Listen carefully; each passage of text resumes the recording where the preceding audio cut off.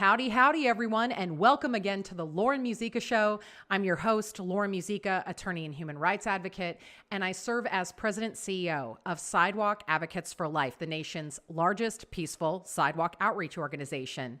Now approaching the amazing milestone of 25,000 mothers and babies saved from abortion. So exciting. To God the glory. And a huge thank you to all of you who pray for us or who are trained sidewalk advocates and you go and do outreach in front of your local abortion facility and pray, or some of you give of your precious treasure to make all of this possible. I am so grateful to you. I can't even believe we're celebrating this milestone at this particular point in history. It really is so miraculous. So a huge thank you to you, and again, to God the glory. And I'm so excited to have you hanging out with me today once again. This is the very first hot take of the show's second season. If you haven't listened to the first two episodes of this new season, which kicked off at the very beginning of the year, you have to check it out. I first had with me Brandy Meeks of the Vitae Foundation. So this was just a couple weeks ago. And she talked about the best messaging to a woman considering abortion, what will help her to choose life. Again, she would know, the Vitae Foundation would know, they have the most comprehensive research on this front that actually spans a few decades. And so if you want to know how to help a friend or family member to choose life, you have to go listen to this episode. And then last week, I had a discussion with our very own Nate Robertson about men in the movement and on the sidewalk. We kind of addressed the elephant in the room, right? Are they really any good on the sidewalk, especially compared to women?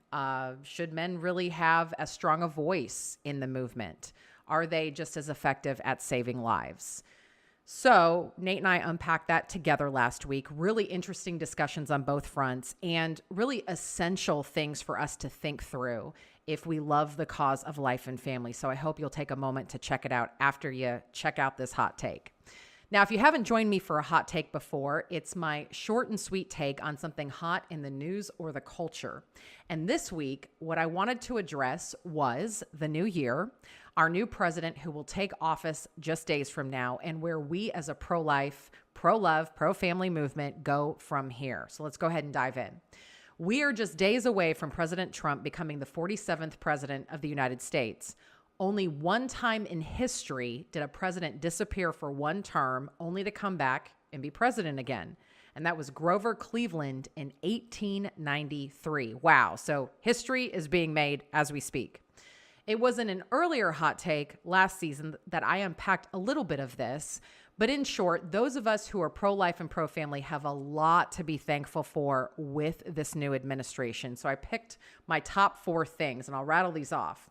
Number 1, oh my gosh, we will not have a weaponized FBI and DOJ that is just chomping at the bit to throw pro-lifers in jail for just about anything. So you all may remember the case of Mark Houck a couple years ago, just to give you one example. This was a man who was charged under the FACE Act, so that's the Freedom of Access to Clinic Entrances Act, for shoving an abortion center escort who was verbally accosting his young son while they prayed and sidewalk counseled near an abortion facility. Now, yes, you could make the argument that Mark shouldn't have shoved the guy, but the idea that Mark should be a convicted felon for it, I mean, that's ridiculous. That's just crazy.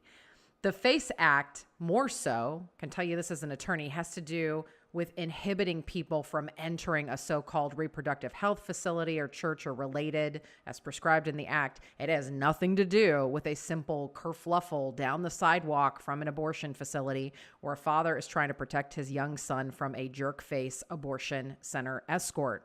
Now, Mark was rightly found not guilty, but us pro-lifers have had to live with the knowledge these last couple years that the Biden administration is going to be looking for anything to throw us prospectively into federal prison. I will tell you, we at Sidewalk Advocates for Life have 282 teams in front of abortion and abortion referral centers all over the United States and beyond. We have not been threatened under the FACE Act. However, we also know that they're looking for that plus one. The Biden and Harris administration were looking for somebody to kind of push the line just a little bit. And we just told our folks, look, you can't have a bad day on the sidewalk. Of course, all of our volunteers signed a pledge of integrity saying that they're going to adhere to a certain set of core values: peaceful, prayerful, loving, and law-abiding. And that has protected us. It's kept us on the sidewalk. It's allowed us to interface with just about everybody who walks into the abortion facility and everybody who's leaving. And so it really has benefited everybody for us to adhere to those core values. But either way, it's made us nervous, right? We've had to keep vigil for this. In this new administration, we will not have to deal with that. So thanks be to God. All right, number 2. We will have a seat at the table and then some. The Trump-Vance administration will not only be friendly, but welcoming to our cause. Arguably, Trump, at least in action, was the most pro-life president in our country's history. And he's going to, at the very least, be supportive of our efforts going forward. Now, all this being said, I don't have my head under a rock. I realize that he made some concerning comments during the election about abortion. To give you one example, he thought the Florida abortion ban went too far. As he said, went too far at 6 weeks. It's unfortunate. He also voiced his support for chemical abortion. He voiced his support of the so-called exceptions of rape, incest, and life of the mother. And I understand some of you listening may agree with him. I hope to win you over on that. That's a whole other show, right? And then his wife, Melania, released a memoir supporting abortion, like days before the election. So it's fair to say that the Trumps are kind of moderate when it comes to abortion. And it just really shows that we've got work to do in educating them and the culture around them. But they do support the pro-life states in crafting their own abortion bans, and everything points to the fact that they laud the work of the pro-life movement and will remain an ally, especially compared to the Biden-Harris administration, the most pro-abortion administration in the history of this country. All right, number 3, we expect Trump to nominate justices and judges who will uphold our God-given right to life. Thanks to Trump, we have Supreme Court Justices Gorsuch, Kavanaugh, and Barrett on the high court who voted to overturn Roe versus Wade. The decision, yes, that imposed abortion on demand on all 50 states in 1973. Then we've got a slew of federal judges that Trump previously appointed who are cut from the same conservative cloth. We have every indication he's going to hold the line going forward and that our judiciary is going to benefit from principled jurists who don't craft law. That's not their job. That's the job of the legislature. We want them to interpret the law. That's what they're supposed to do. Interpret the law as written, and thus they're willing to throw out bad decisions like Roe versus Wade. Number 4, there's a decent chance that the Trump administration is going to finally defund Planned Parenthood, America's largest abortion provider, or abortion empire, as they really should be called. The Department of Government Efficiency, otherwise known as DOJ, I think I said that right, DOJ, D-O-G-E, is a proposed presidential advisory commission in the United States to be led by Elon Musk and Vivek Ramaswamy. Famous American entrepreneurs and businessmen, they have been charged by Trump in the new administration to cut government overspending. Well, as they've done a glance at where our money is going, where our tax dollars are going, they have proposed defunding Planned Parenthood. And I don't know about you, but I am here for it. I am so excited. It is about time. We have been wanting to get that done for a long time. So I'm very hopeful, especially because we don't just have Trump, but we have a pro-life Senate and House. I mean, this was a sweep, folks. In fact, the U.S. Senate plans to vote on a bill to ensure that unborn babies who are born during botched abortions receive potentially life-saving medical care. That's just days away. Senate Majority Leader John Thune said, as thousands of pro-life Americans come to Washington for the 52nd annual March for Life, which, by the way, I'll be at, will take up the Born Alive Abortion Survivors Protection Act. This vote will ask Democrats to answer whether a living baby born after an attempted abortion should be provided with medical care or be left to die. It shouldn't be a hard question. Many of you may not know that currently 35 states have at least some protections for babies born alive after an abortion. Unfortunately, only 19 states require that the newborn be immediately transferred to a hospital, that a healthcare practitioner renders the same care to a child born alive after an abortion to any other child born alive at the same gestational age, and that any failure to comply be reported. All three of these are requirements in the Born Alive Abortion Survivors Protection Act. That is good news. I mean, yes, it is sad. It is sad that this is something that needs a vote. But I'm grateful we're going to potentially enshrine this common sense measure into law across the nation. And then, if you're someone who isn't just a social conservative, but a fiscal conservative as well, there's hope that all the way around, we're entering an age, a golden age, as the pundits are calling it, where both the family and the economy could thrive. Now, just to acknowledge this, is Trump the perfect president? No. Or the perfect man, right? He isn't. No one really is. But I'm hopeful that he could have another great term that benefits the causes we all hold so dear. So let's wait and see, and let's hold their feet to the fire. With that, I turn back to you as we roll into this new year. And I want to encourage you and ask you, have you gotten quiet yet? Have you sat with the Lord? Have you asked him what he wants to do through you this new year, especially when it comes to the greatest human rights battle on earth? Again, I cannot think of any greater cause to be involved with than the cause of life. It's our first and greatest gift apart from Jesus Christ himself, at least if you're a believer.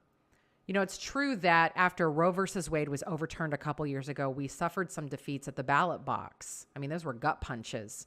We have states that voted on their abortion law, and many people of faith and conscience ended up voting for abortion until the point of birth because they didn't understand what it was they were voting for. The abortion lobby scared women into believing that if they didn't vote for this crazy liberal abortion law, they might be refused emergency pregnancy services like ethical ectopic pregnancy treatment, emergency early delivery, or miscarriage management, which, by the way, is a lie. It's allowed in all 50 states. It's ridiculous how badly, how masterfully the abortion lobby has scared women and families. But this last November, a few states won on the pro-life front. They were able to preserve their abortion ban, and we pushed back and we showed the abortion lobby that when states vote, it isn't a given that they'll be able to scare people into voting for abortion on demand through all 9 months of pregnancy. Going forward, I submit to you that this is a battle within us first and foremost. So my question to you is, what are you going to do in your local community to affect change? What are you going to do in your immediate harvest field to build a culture of life? What are you going to do in your backyard to make a difference? Pro-life communities make pro-life states, and pro-life states make pro-life nations, and pro-life nations make a pro-life world. And even if we live in a pro-life state, did you know that it's possible for a state to vote to be pro-abortion later? It is not a given that Texas and Louisiana and Tennessee will stay pro-life. So here's what I recommend that everyone do. 3 simple things. Number 1, I encourage you to get quiet and to pray. Go into prayer. Open that dialogue with God because he knows best how to end abortion in your community, your state. Number 2, I want you to ask him and then listen. Have you ever done that before? Like actually just asked a question and then gone silent, not inserted your own answer or, try to pontificate about what he might say. Have you ever just gotten quiet and just listened for a few minutes, for 10 minutes? I love to, a lot of times, grab a piece of paper, a journal, and write down what I think the Lord is saying. It really just helps me kind of get clear with what it is that I think I'm hearing. And then number 3 is to be unafraid to act, be unafraid to walk that out. Guys, it is not enough to dream, to think, to believe. Yes, that's important, right? If you don't believe it, chances are you're not going to want to march it out. But a dream just remains a dream unless you make the decision to actually walk that out, right? Some of y'all keep getting a tug on your heart to go build that pregnancy center or bring a mobile unit to your community so that you can service women right in front of the abortion facility. Some of you have for a long time been wanting to get to the sidewalk to pray and to offer life-affirming alternatives to those going into your local facility. Really, the real battle is within you. Maybe you're asking, who am I to do this? Who am I to do this? Imposter syndrome, as they call it, right? And my response to that is, you are a child of God, and your playing small serves no one. If you feel like the tug on your heart may be from God, I want to encourage you to listen to that and be unafraid to say yes, and He will provide. Yes, you may have to seek, ask, knock for those resources, but as you do your part, as you begin to walk this out and just do the next right thing and the next right thing, rest assured He will show up and He will do His. But bottom line, know that our yes to God is always a yes to a great adventure. God can't move a parked car, so I just encourage you, get moving. He will steer you. And remember that there are some people that only you can reach. There are some people who are praying today for what you will be able to offer. So if nothing else, just go for it. Start moving. You're going to know pretty quickly if it's from Him or not. Again, remember that pro-life communities make pro-life states make pro-life nations create a pro-life world. Law follows culture, culture being the hearts of the people. And as you commit to praying, advocating, educating, showing up, standing up, that is how you create a ripple effect that has the power to not only change the law, but the world. So go for it and know that I'm cheering you on. All right. Well, that's a wrap on the first hot take of this new season. Join me next week. We'll be back here next Friday at 9 a.m. Eastern, 8 a.m. Central on the Sidewalk Advocates for Life Facebook page, YouTube channel, or wherever you get podcasts. Have a great week, everybody. Thanks so much.